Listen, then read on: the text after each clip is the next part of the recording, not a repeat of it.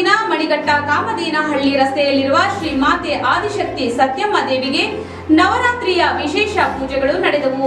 ನವರಾತ್ರಿಯ 7ನೇ ದಿನವಾದ ಇಂದು ತಾಯಿಗೆ ಸರಸ್ವತಿ ಮಾತೆಯ ಅಲಂಕಾರ ಮಾಡಲಾಗಿತ್ತು. ಶ್ರೀ ಮಾತೆ ಆದಿಶಕ್ತಿ ಸತ್ಯಮ್ಮ ದೇವಿಗೆ ನವರಾತ್ರಿಯ ವಿಶೇಷ ಪೂಜೆಗಳು ಕೋಲಾರ ತಾಲೂಕಿನ ಮಣಿಘಟ್ಟ ಕಾಮದೇನಹಳ್ಳಿ ರಸ್ತೆಯಲ್ಲಿರುವ ಶ್ರೀ ಮಾತೆ ಆದಿಶಕ್ತಿ ಸತ್ಯಮ್ಮ ದೇವಿಗೆ ನವರಾತ್ರಿಯ ವಿಶೇಷ ಪೂಜೆಗಳು ನಡೆದವು.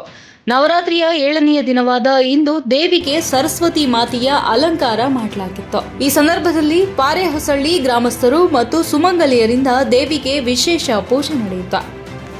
ಸರಸ್ವತಿ ಮಾತೆಯ ಪೂಜೆಯ ಪ್ರಯುಕ್ತ ನೆರೆದಿದ್ದ ಮಕ್ಕಳಿಗೆ ಬಾಬು ಮೌನಿ ಮತ್ತು ಕುಟುಂಬಸ್ಥರಿಂದ ವಿದ್ಯಾಭ್ಯಾಸದ ಕಲಿಕಾ ಸಲಕರಣೆಗಳನ್ನು ವಿತರಿಸಲಾಯಿತು.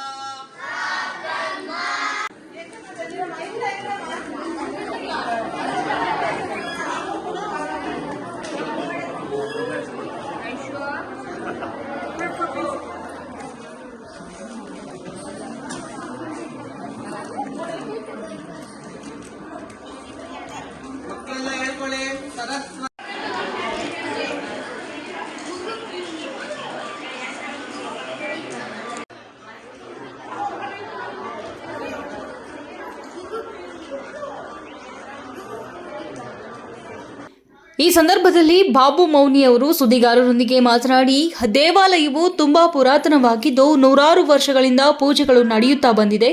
ಸುಮಾರು ವರ್ಷಗಳ ಹಿಂದೆ ದೇವಾಲಯದ ಜೀರ್ಣೋದ್ಧಾರ ಕಾರ್ಯ ನಡೆಯಿತು. ಸುತ್ತಮುತ್ತಲಿನ ಎಲ್ಲ ಗ್ರಾಮಸ್ಥರು ಸಹಕಾರ ನೀಡಲಾಗಿ ಇಂದು ಭವ್ಯ ಮಂದಿರ ನಿರ್ಮಾಣವಾಗಿದೆ.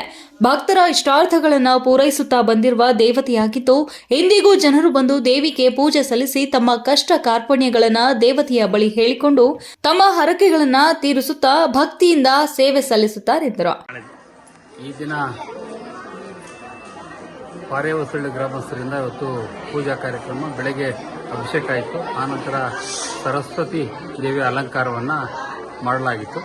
ಆದ ನಂತರ ಇವತ್ತು ಸರಸ್ವತಿ ದೇವಿಯ ಪೂಜೆ ಇದ್ದಿದ್ದರಿಂದ ಇವತ್ತು ಮಕ್ಕಳಿಗೆ ಒಂದು ಪುಸ್ತಕ ಕೊಡೋದು, ಒಂದು ಪೆನ್ ಕೊಡೋದು ಅಂತ ಒಂದು ಕಾರ್ಯಕ್ರಮ ಇಟ್ಕೊಂಡಿದ್ವಿ.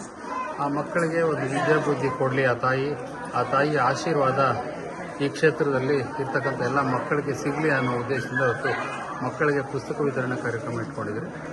ಹಾಗೆಯೇ ನಾಳೆ ಸಹ ಸುಮಂಗಲಿಯರ ಕಾರ್ಯಕ್ರಮ ಇಟ್ಕೊಂಡಿದ್ವಿ.